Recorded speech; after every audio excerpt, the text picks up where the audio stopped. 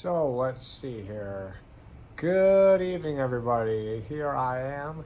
My name is Brendan at RealBShay is the handle on Instagram, YouTube, you name it. Now today, this morning, whatever time it is for you, we will be reviewing how to do the paperwork and sign up for the Tempus PCA program, for the MassHealth PCA program. So under MassHealth, there's the PCA program where if you have a severe health condition or disability, etc., where you can have PCAs, personal care assistants, to come help you out around the house or with whatever. Basically, 2 or more activities of daily living is the deal. So with this, there is a company called Tempus. They're the payroll company. You have to get signed up with them, or your PCAs have to get signed up with them to be able to work for you. Now I'm going to show you tonight how to do the paperwork for that. Now, here we go. 1, 2, 3. There we go. Now, this is the Tempus Unlimited website right here. And what we're going to do is we're going to go over to programs, community programs, personal care management. But actually, this is not where we want to go. So this is if you hired Tempus to do PCA work for you, or somebody hired Tempus to do PCA work for you. Now that's not the case, because in this case, Tempus is just going to be the payroll company for you as a consumer, the person with a disability or chronic medical condition, to hire people to be PCAs for you. So now we want to go to MA Fiscal Intermediary. That basically means like payroll company. That's all I do. Now we're going to go to Personal Care Attendant or Assistant, whatever. Now we're going to click on that, and here we are, same screen. I was already there. Now, Tempus Unlimited Incorporated as a fiscal intermediary is in contract with the Executive Office of Health and Human Services, Office of Medicaid, blah, blah, blah, to perform employer-required tasks and related administrative tasks for individuals, quote-unquote consumers. I believe they're changing that to participants in our personal care attendant PCA program, blah, blah. You can read the rest if you want later. Now, to be able to sign up your new PCAs, you need to do new hire paperwork with them. They need to fill out about 10, 12, 13 pieces of paper, and you need to fax it in to the company. Now, I'm going to show you right here.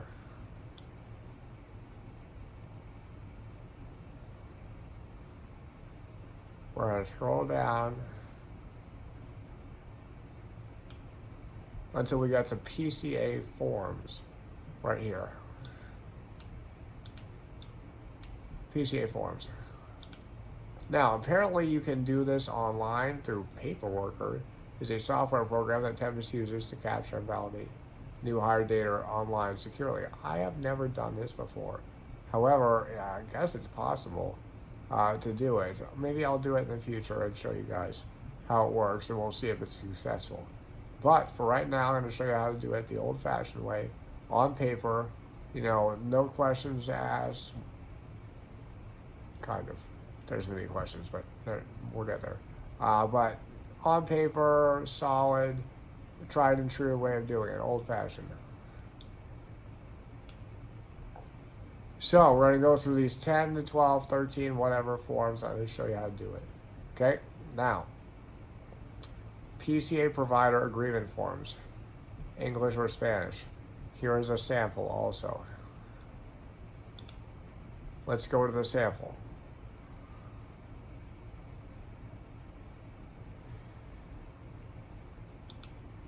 Let's not go to sample. So these papers here are basically I'll zoom in.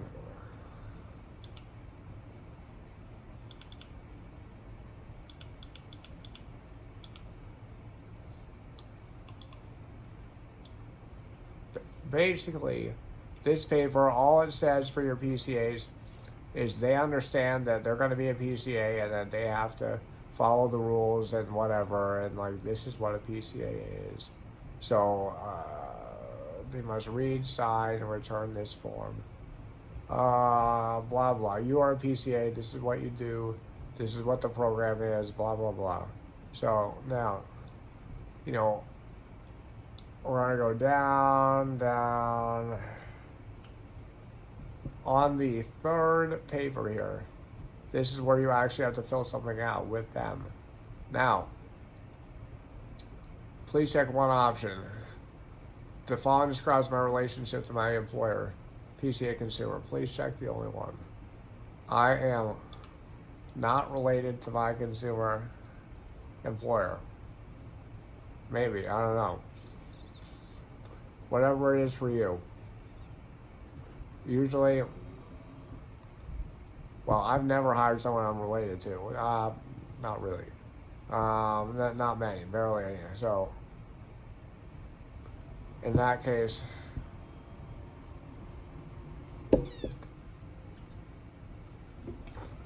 excuse me, I gotta move.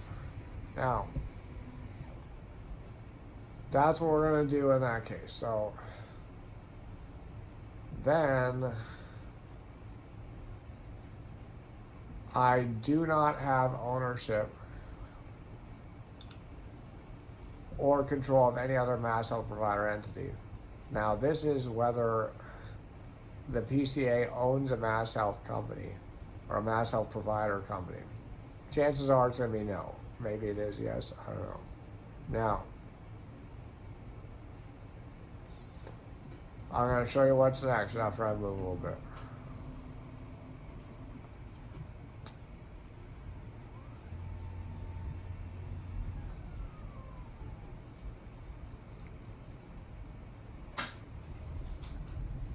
Okay, so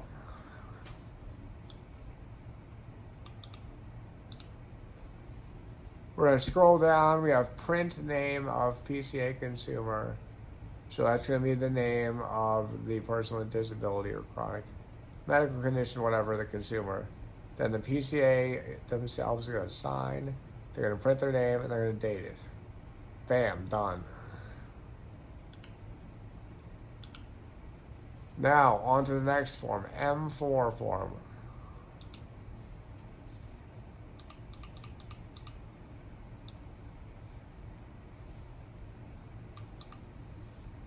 This is for Massachusetts taxes, Massachusetts state taxes.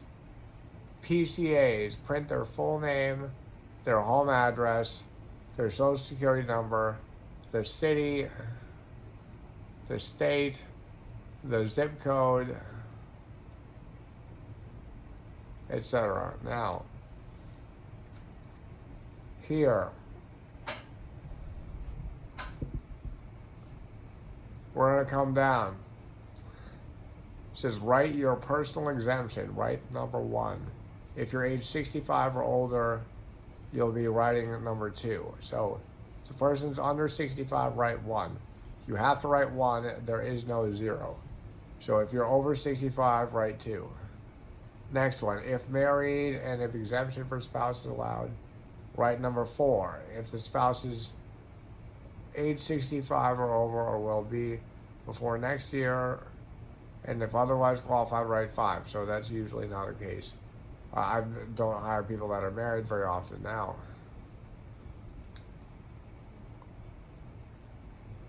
Write the number of qualified dependents.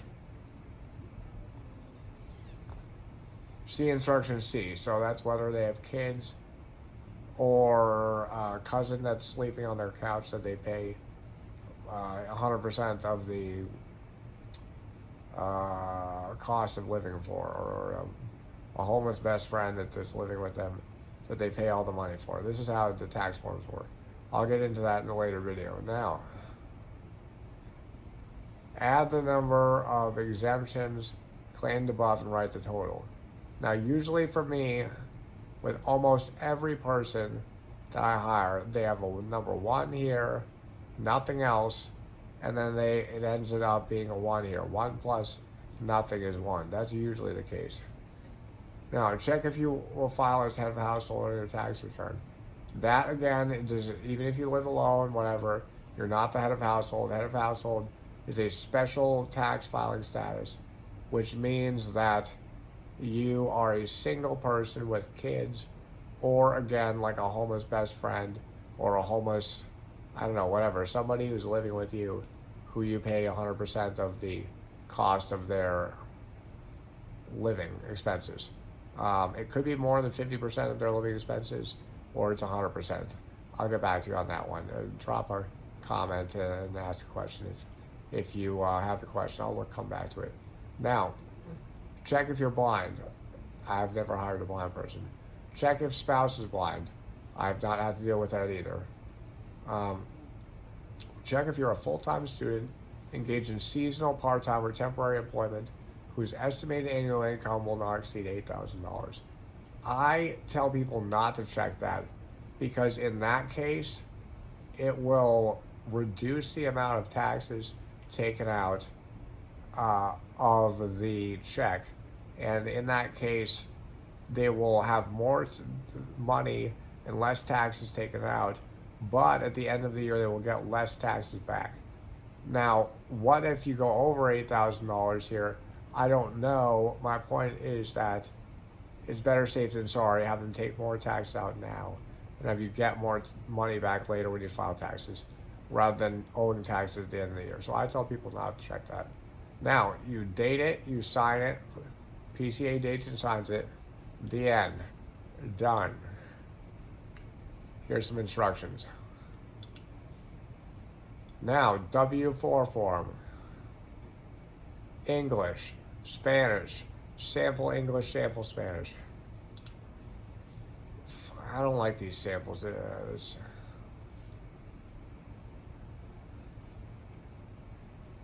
I'll try it. I don't know. Okay. All right. Here we go. This is the federal taxes. The federal version of the M4. This is the W4. All right. Ready? First name, middle initial. Blah, blah. First name, middle initial. Last name, blah, blah. Social security number. Blah, blah, blah. Now, address. City, that's their street address only. City or town, state, and zip code. Cancel, Siri. God, Siri. All right, so this would be like in Massachusetts. It would be Boston, Massachusetts, 0, 2, 1, whatever. Now, single or married filing separately. That's married filing separately is a special tax situation. Or single. Married filing jointly or qualifying surviving spouse. That's if you were married but your spouse died just recently within the last year or something like that. Again, drop a comment if you have a question. I'll look it up. Or married filing jointly, which is what most people do. Now, head of household, again, here we go. If you're unmarried and pay more than half the cost of keeping up a home for yourself and a qualifying individual. So again, that's not just if you live alone and you have your own house or whatever. It's if you're unmarried and then you pay more than half the cost for another person's living expenses. Now, if we come down, this multiple jobs thing, I've never encountered. I mean, people have had multiple jobs. Again, it's better to, in my experience, it's better to pay more taxes now and get more back later, rather than pay less taxes now and maybe owe later. So the multiple jobs worksheet, to my understanding, would be a way of paying less taxes now because you're working multiple jobs and paying more taxes, etc. So I don't do that with people. Typically, I give them this information. If they want to do it, great. I don't do that. I suggest that they don't do it because you're gonna you don't want to run the risk of owing more taxes later. If you fill out the form normally like it's your first job and only job, you're going to pay more taxes, less chance that you're going to owe more taxes later. Don't want to do that. All right, claim dependent or other credits. So this is again if you have kids or a homeless best friend, whatever, living on the couch, who you pay more than 50% of the cost of living for. Now multiply the number of qualified children under 17 by 2,000. Okay, maybe you need to do that. Depends. I've had people with kids. Multiply the number of other dependents by 500. That's a homeless best friend living on the couch or whatever the fuck. Now, add the amounts above for blah, blah, blah. Add it up. Okay, now, other adjustments, other income not from jobs. If you have interest on money in the bank, dividends from from stocks, or retirement income. Not likely you're going to run into this. Deductions, if you want to claim deductions other than standard deduction and want to reduce your withholding, there's a worksheet for this. I, again, would say less great of an idea to do this because you may end up owing more taxes later, even if it's a situation where somebody does have more deductions. Extra withholding. Do you want to pay extra taxes? No, usually not. Who wants to pay extra taxes? Now, sign here. Signature of PCA worker, yes. Today's date, yes. Employer's name and address. This would be the person, again, the consumer or the employer or the participant or whatever, the person with a disability. This would be their name and address. I tell people to write on 2 lines here. Make it into 2 lines. It's a small box. You don't have that much space. Now, it says consumer number here. I've never written that there before. Anyways. I guess that could be your employer name as your consumer number. So consumer name, employer's name and address, whatever. I just write my name and address here. Me, it's Bichet, because it's my nickname. But and then blah blah 123 Main Street, Boston, Massachusetts, 02111 or whatever the fuck. First date of employment. This is important for the person. You make sure that this is their first day or whenever you're signing them up, because they cannot get paid for anything before this date. So you got to make sure this date is on point. Now, employer identification number. Tempus will take care of this for you. They will fill it out. You do not need to fill this out. It is a good thing to know your employer identification number, so you can figure that out with the IRS or whatever. Again, drop me a comment if you really want to figure it out, how to find it. I'll show you. You can call Tempus, they'll tell you to. Anyways. We have instructions on the other sheets and the worksheet. I don't ever use those because nobody ever needs them in my situation. People I've run into. Now, I-9 form, right? We got I-9 form, I-9 instructions, I-9 rehire form, I-9 translation form, I-9 sample, I-9 rehire sample. Oh my God, our translation sample. We'll try the sample here.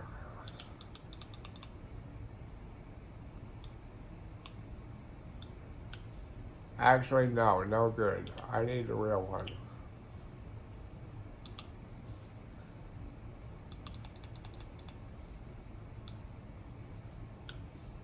Now we got last name of the PCA, first name, print them, middle initial, yes. Other last names, I never have to use that. Maybe if the person was married, it's their maiden name. I don't know. Address. Street number and name, 123 Main Street. Apartment number, if there is one. City or town, Boston, Massachusetts here. State, zip code, 1111, whatever. Date of birth, social security number. Employee's email address, that's again the PCA's email address. Employee's telephone number, that's their phone number. Now, this is important. is it a citizen of the United States, a non-citizen national of the United States, a lawful permanent resident, that's like a green card, that's what it is, a non-citizen other than numbers 2 or 3, authorized to work until whatever date. Now, if you're hiring people from other countries, international people, perhaps, like I said, somebody who has a green card, maybe a student who's international, whatever, you have to figure this out and make sure it works properly. If you got any questions, drop them in the comments, send me a DM, whatever, I'll help you out. Now, we're going to say citizen. I'm not sure about non-citizen national, about what would fall in that category. Now, I know that lawful permanent resident is usually green card holder. It's a permanent resident holder. Non-citizen, this could be perhaps like a student or something like that. Somebody who has work authorization, maybe temporary protective status could fall into this category. I'm not sure. There's a lot of people here currently who have temporary protective status from other countries and stuff like that. So anyways, and then you would put for these ones, if you check number 4, do their United States Customs and Immigration Service A number, or their I-94 admission number, or their foreign passport number and country of issuance. Now, coming down, very important, list A or B and C, very important here. So list A could be a passport. So these are documents that you have to have, right? You have to have the person's documents. List A could be a passport or a green card, a permanent resident card, or a couple of other things. Usually it's a passport if I'm using it, or a permanent resident card, or a work authorization card, so EAD, an employment authorization document. Now, if you use list A like a passport, you don't need anything else for the PCA. Now, but if you don't do that, if you do B and C has to be done. B would be a driver's license or a state ID or a school ID or a couple other things. Probably not a library card. Now, list C could be a social security card or a birth certificate or a couple of other things. So if you don't have the passport or whatever other things fall into list A, you need 2 documents, B and C. Like I said, perhaps a driver's license and social security card, or a state ID and a birth certificate. Some combination of these 2. Okay? Very important.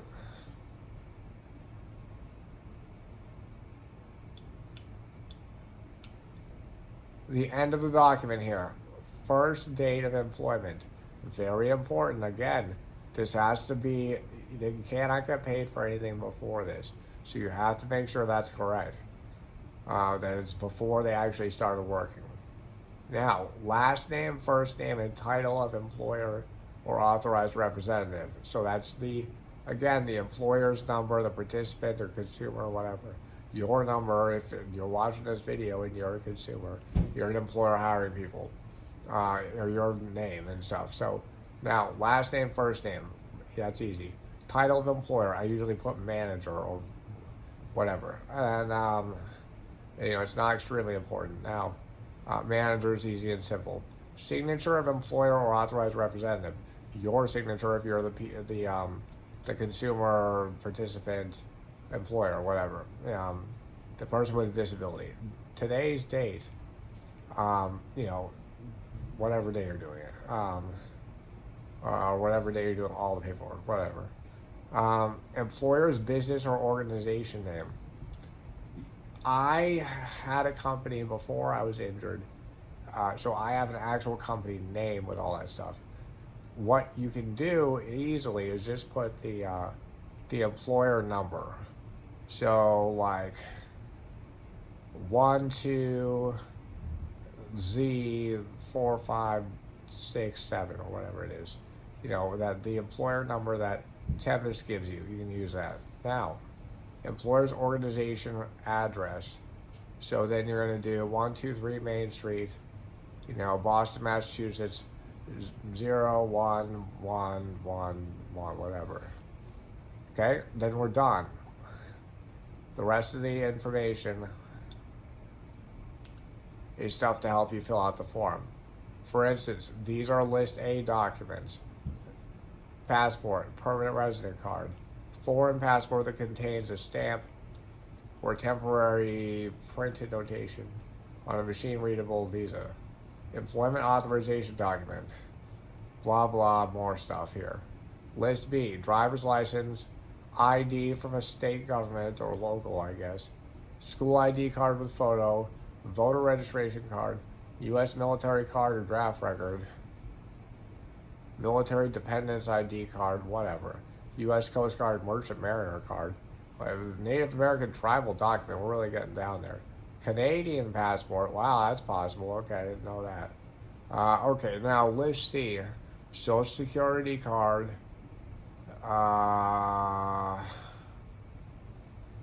birth certificate, Native American tribal document, U.S. citizen ID card, whatever. A few different things here. So remember, it's only List A document or List B and C document. You can always do all three if you feel like it. Not necessary, but that's fine. Now we're going back. All right, we're getting through the list here. We're on to direct deposit form. Let's look at the sample.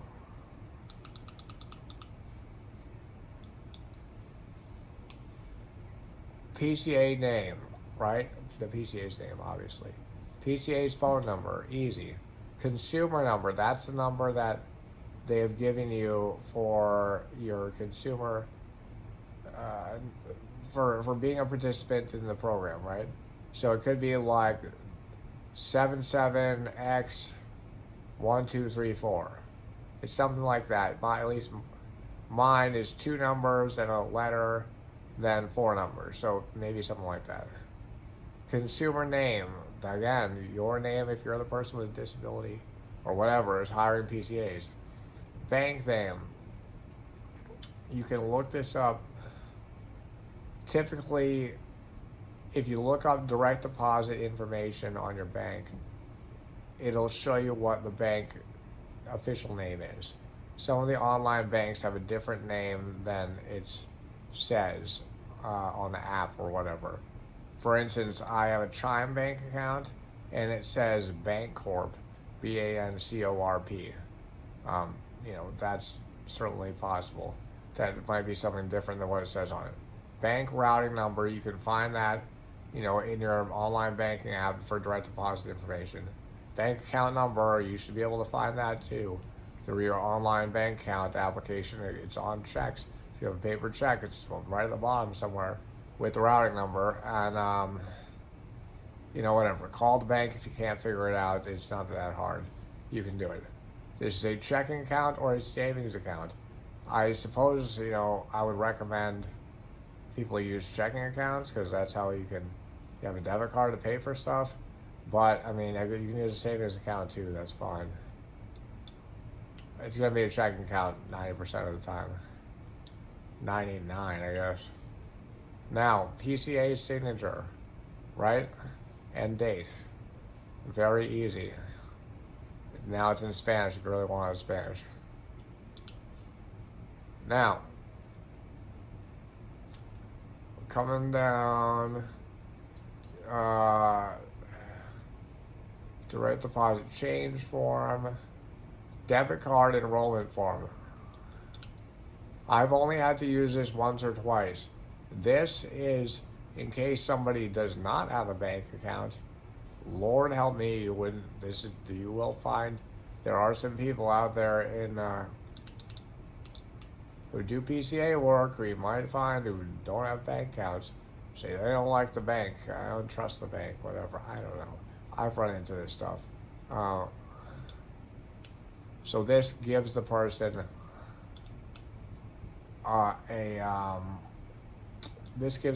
a debit card that the money goes straight onto the debit card. Then they use the debit card and whatever. So it's like a gift card that you preload stuff with. If you're not familiar with this, you may run into people, like I said, who don't have a bank account, who don't want a bank account, who want to use these debit cards. That's fine, I guess. Now let's see: first name, last name, address, city, state, zip code, phone number, social security number, date of birth, email address,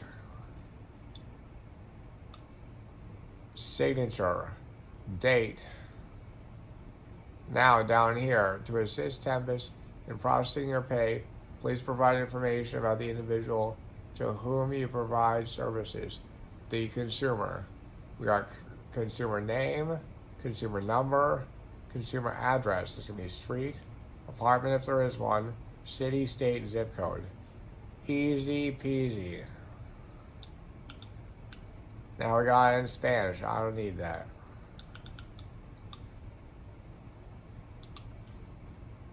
Now, I've only run into needing that a couple of times. You're probably not going to need it.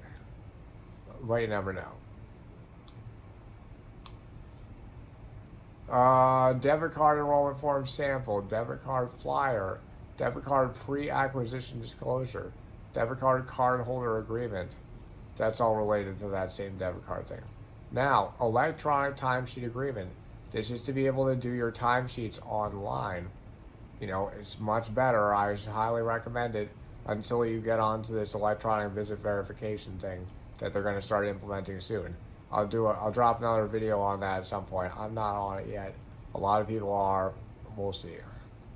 Electronic timesheet agreement. Let's try to sample.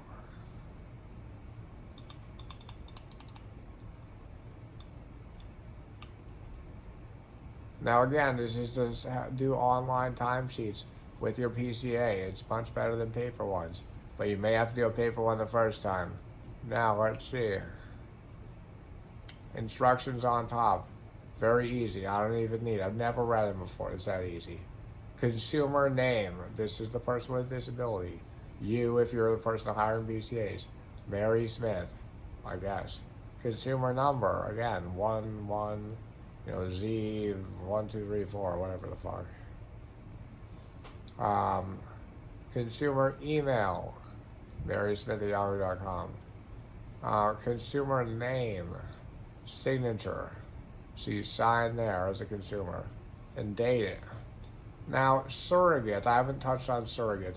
Surrogate could be if you have somebody who's helping you manage the program for PCAs and they work on the timesheets and deal with all that kind of stuff.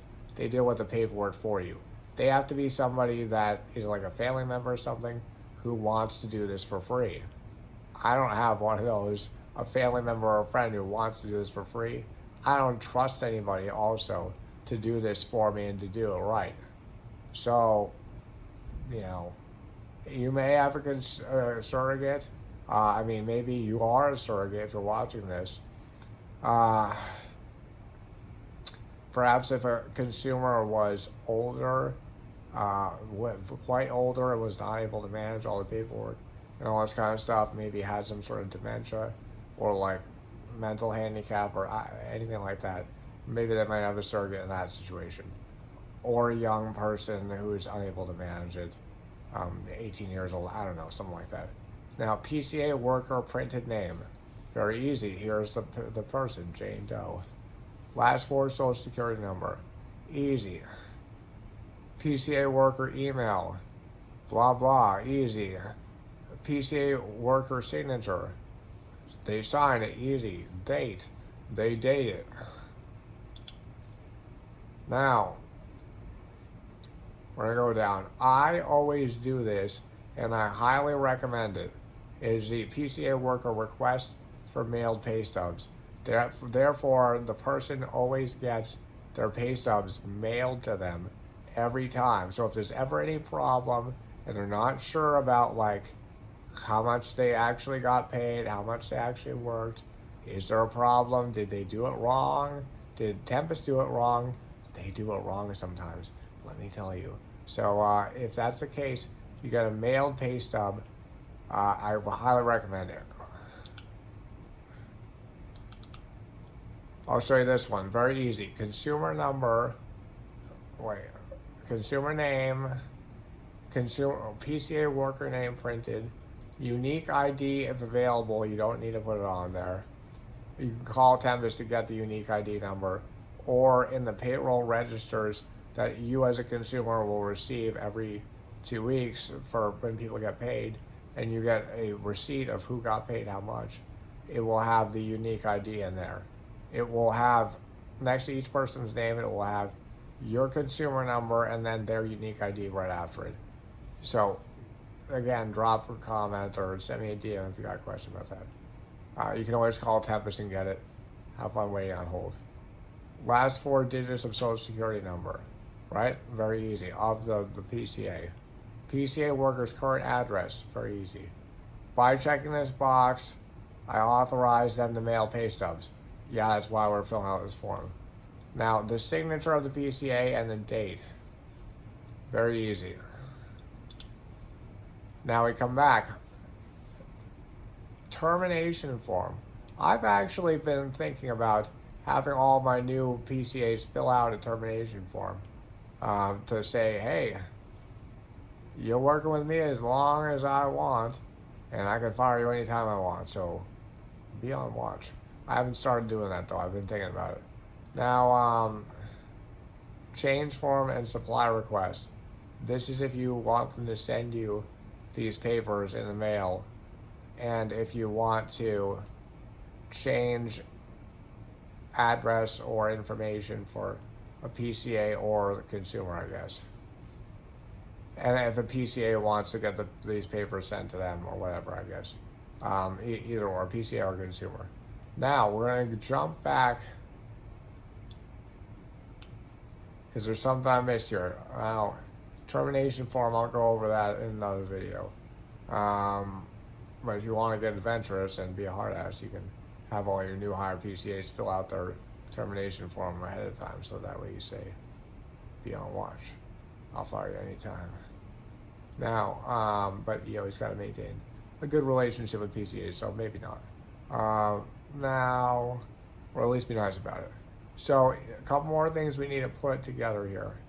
We're going to go back to direct deposit form, right? You need this form, but you also need proof of direct deposit. Proof of direct deposit means you need a canceled check. Like it says right here, attach a check. You write void on it, VOID, as in Victor, Oliver, Indigo, Delta, VOID, saying that the check is canceled so no one can use it and steal it. But most people don't have checks these days, oftentimes. So we're going to go to the online banking for our banking app for our bank. And then we're going to go either on the app or on the website. And on there, it's going to say direct deposit paperwork or something like that, right? So then we're going to use that, and then it will print out a form. The PCA may have to sign it after we print it out, and that form is going to say, this is John Smith or Jane Doe's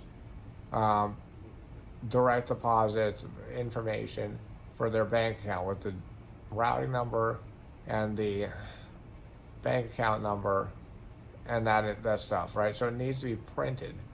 It cannot be a blank one that you write and you fill in the account number and the whatnot. Sometimes they have that on the website. It can't be like that. It has to be one that has it printed. The PCA's name is printed. The PCA's bank account number is printed. The routing number is printed. And then it's just signed at the bottom or whatever.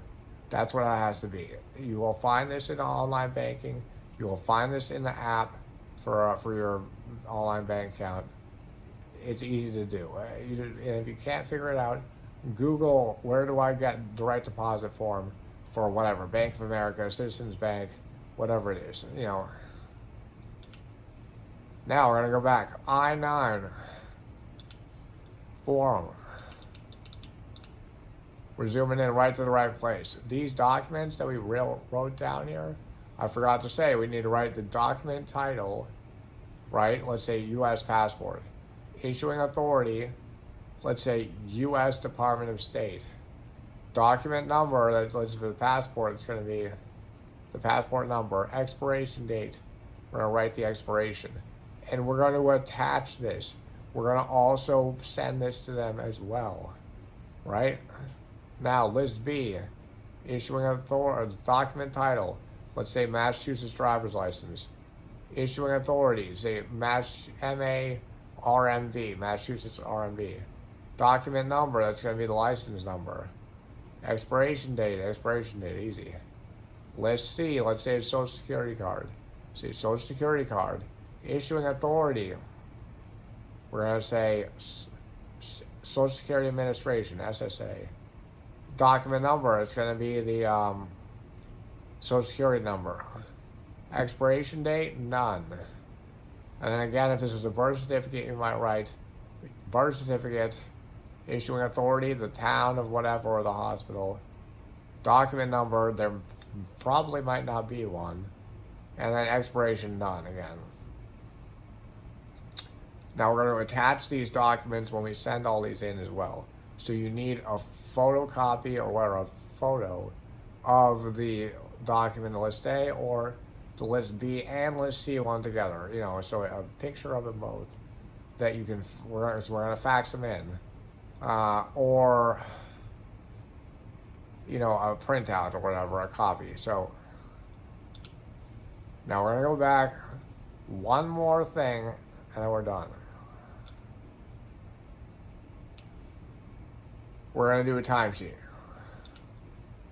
The person, chances are they may not get paid, or that their paperwork may not get processed fast enough for them to do the online timesheet. It happens quite often. Sometimes their paperwork gets processed fast enough to do the online timesheet, sometimes not. It depends on when you hire them during the 2-week cycle. Let's say you hire them and they start working for the last 3 days of the 2-week cycle of the pay period. You want them to get paid for those 3 days before the end of the pay period, but they're not signed up officially with the online timesheet system, right? So you need to do a paper timesheet over here. So we're going to say you pay period. This is the 2-week pay period. You can find that somewhere else. Again, I'll tell you about that. I'll do another video. Drop me the comment. Send me a DM. Whatever you guys want to learn about. Consumer number, telephone number, consumer name printed, PCA's name printed, PCA's telephone number, last 4 digits of Social Security number. Easy. Now we're going to do, if they come in, they can come in 3 times during the day, okay? I'll do a separate thing on a video on timesheets here. So let's say they come in at 9 a.m., not 09 to 00 a.m. They leave 5 p.m., 0500 p.m. Then we do the amount of hours in here. That's 8 hours, 0800. The end of the week, we add them up. You know, let's say it's 100, or 10000. Let's say it's, 40. It's going to be 04000. Remember, this is minutes. This is not fractions of hours. So it's not 0.5 for half hour. It's 30. Consumer signs at the end. PCA signs at the end. Like I said, I'll do another video on timesheets more specifically. But if you're hiring somebody brand new, I always have them do a paper timesheet first, just in case, to make sure that they're going to get paid on time. Because if they're not signed up with the online timesheet thing fast enough, they're not going to get it. Now, this is not if you're using EVV for the electronic visit verification. That's a whole nother can of worms. I'll tell you about it later. I've never used it, so I don't know. It's going alphabetical by how they implement it. So my last name starts with an S, so they haven't gotten to me yet and forced me to do it yet. I'll show you more as we go. So now, we're done. All the PCA paperwork We printed it all out. We had the PCA sign all of it. And now we're going to fax it in. Now, how do we fax it in? You might ask, what is a fax machine? What is this? What is a fax? I've never heard of this before. You might say if you're younger. Now, very easy, very easy. I highly recommend the way that I'm going to do it. I'm going to show you, because if you're in a medical situation, like you have a medical condition, a chronic medical condition, disability, faxing stuff is important. You really might need to do it. So having a fax machine is important. But you don't have to have a fax machine. You can have a fax account for a fax app. And using the app is great. I highly recommend it. The one I use, it's like under $10 a month, and it allows you to fax X amount of pages per month for under $10 a month. And I always have to use it all the time, dealing with doctor's offices, dealing with XYZ, and dealing with all of these forms. Now, maybe, like I said, I'll come back and I'll show you guys how to use this online thing where you can sign up a PCA using an online system. I've never done it. Maybe I'll do it in the future and show you guys. I don't know. We'll see. Now, I'm going to show you how to fax it, right? Hold it on. I'm going to get the fax app. Dun, dun, dun, dun, dun, dun.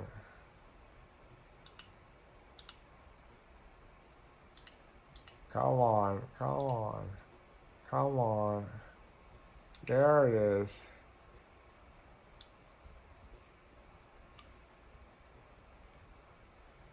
Here we go. Let's log out. Fax Plus by Aloha. This is the app I like for faxing. This is the website. There's also a smartphone app. So I recommend this. You do sign up, right? Sign up with your info or whatever, you know, however you want. First name, last name, email. Now it's going to show me what the pricing is, right? Pricing, basic, $7 a month. And that's not too bad, you know. 200 pages faxed per month. 0.1 cents per extra page. 60 max pages per fax. One fax number. You have your own fax number. It's pretty cool. It just seems cool. And one member included. Email is to fax, mobile app, unlimited fax storage, multiple fax recipients, whatever. This is great. This is super helpful. I don't think you're going to need to do more than 200 pages a month. I've used other apps to do this, like another app called Tiny Fax. You have to pay by the page. It was like 15, 20 cents a page. I did out the math by the amount of faxing that I do per month. This makes more sense. You can do the math and see if you're going to be using more, you know, the amount, if you pay per page, whether it's going to be more or less than this $7 a month. I find that this is a great option.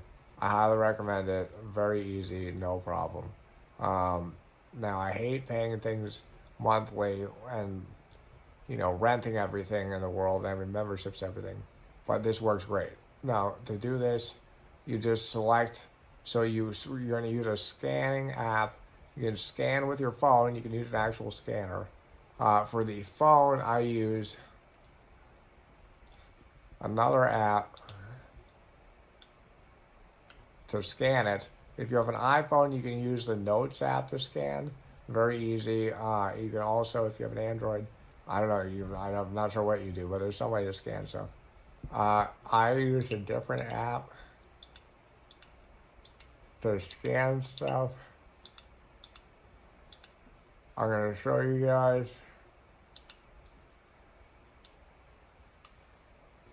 The app that I use is called Adobe Scan. Now,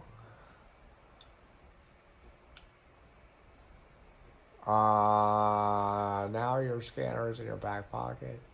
Blah, blah, blah. You can scan with your phone. I guess you can use this QR code to get the app. You can open the scans in Adobe Acrobat, organize your scanned documents. I find that this app is very good to be able to organize things. It just works for me. I highly recommend it. So I scan with this app, save it to my iCloud, and I also airdrop it to my computer, to my desktop, and then I can go on the fax app once I'm on here, right? And then I'll show you guys.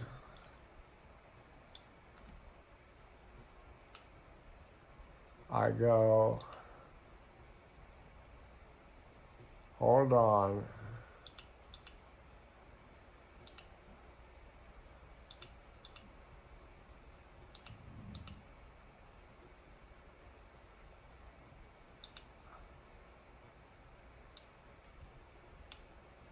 To send something, right?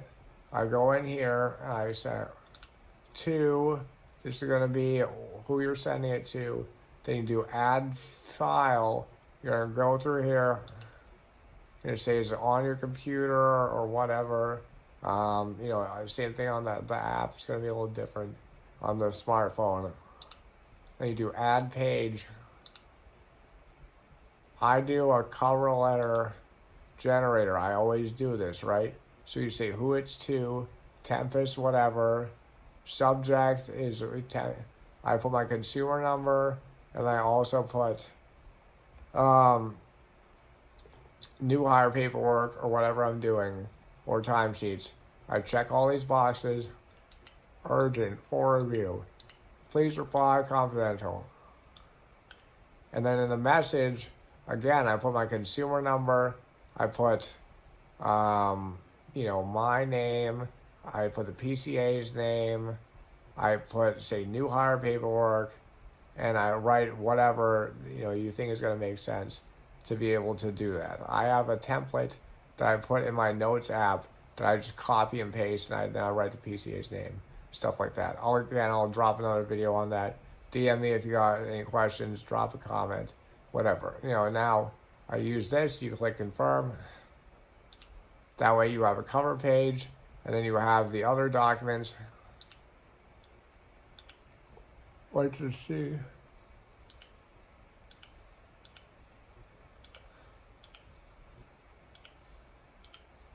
It shows up like this. You got a cover letter here. When you do add file for other documents from your iCloud or from your whatever, your iPhone, whatever you scanned it to, they'll come up here with more documents here. Another one here, whatever. You can do settings. Optimize document for text. I recommend that one.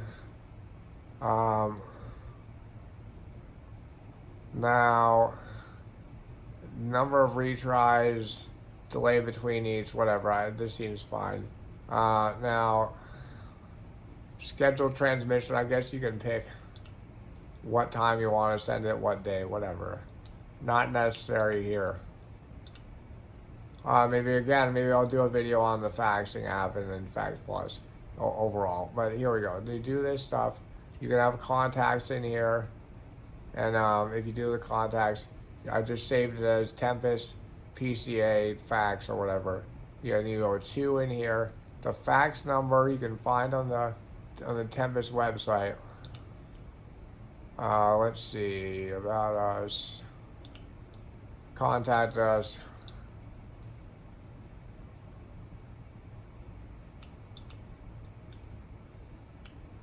Fiscal Intermediary fax number. That's where we're faxing to. You can try to email the timesheets in here, or I think you can email timesheets. I think you can no longer email new hire paperwork though. I believe they changed it. Don't quote me. We'll look it up. Drop me a DM. Whatever. We'll figure it out if you have questions. You do this, then you fax it in. You click go. Click send on the fax, and bam, you're done. But you're not done yet. What I would do is I would call the next day, and then you want to confirm that they received it. Either call the next day or 2 days. I'd call the next day just in case. Now, when you call, you can ask them. You want to say, I sent in the new hire paperwork for this person. Do you have all of it? Is it okay? Is there anything wrong with it? Do I need to dot any I's, cross any T's? Is it something you can't read that you need to fix or whatever? And then you're going to say, I sent it in on whatever, Monday, January 1st at whatever time. The faxing app will show you what time that you sent it in on. If you go to faxes, sent faxes, it's going to show you what time, what day you sent the stuff in on. Now, and you have what fax number you're sending it from right here. Here is my fax number, blah, blah, blah. Remaining page is 75. That means I've already used 125 pages this month. Goes to show, you know, having 200 pages is worthwhile. If I was paying by the page, I'd probably be spending more than $7 a month or whatever. So here you go. You press send. It goes in. You call them. You make sure they got it. You confirm it's all good. Confirm they've got the timesheet if you send in the timesheet also. And then go from there. And then for the electronic timesheet information, they will send an email to your PCA with the electronic timesheet info and with a temporary password to log in for the first time. And then with that, they will then create their own password when they log in for the first time. However, that's very important. That's how you know that they are signed up after you call and they say you're good. So they create the way to log in. Then they can do their timesheets online. However, you already made sure that you created a temporary or a paper timesheet for them anyways, just in case. So they should be all good no matter what. Now, here we go. We're good. We're done. Well, you just hired a PCA. Holy crap. Now, if you guys have any comments, if you want more, any more videos about anything in specific, like I said, drop me a DM, drop me a comment. Anyways, I appreciate if you guys like, subscribe, and share this video. I think that I've been doing this for a long time. I've hired probably over 150, close to 200 PCAs over the 7+ years since I was injured in an accident, survived a spinal cord injury. So, I mean, some PCAs only last a day. They're not great and they never show up again. Some are great. The longest I've ever had was close to, I think, over 3 years, 3.5 years, something like that. I had somebody working for me. So, it's great. These are very important skills. If you're working with the PCA program, you gotta know how to do this stuff. Super important. You gotta know how to do this stuff. You gotta be able to manage it. You cannot rely on having a surrogate. If you're a surrogate watching this, God bless you. And this is a lot to do. But if you watch this video, if you follow me, you ask me any questions, I'll be able to guide you in the right direction. And then being able to do this stuff is very doable. You just have to be on point. Remember, you are the manager. You're the boss. You got to do this stuff and get this under control. Now, like I said, like, share, subscribe at RealBShea, RealBShea. And I hope to chat with you guys soon. Check it out. I'll drop some more videos about some of this stuff, these more specific issues. All right, guys. Have a good night. Thank you. Bye-bye. I'll close with the Tempus Unlimited Inc. Opportunities for Independence. Like, share, subscribe. Bye.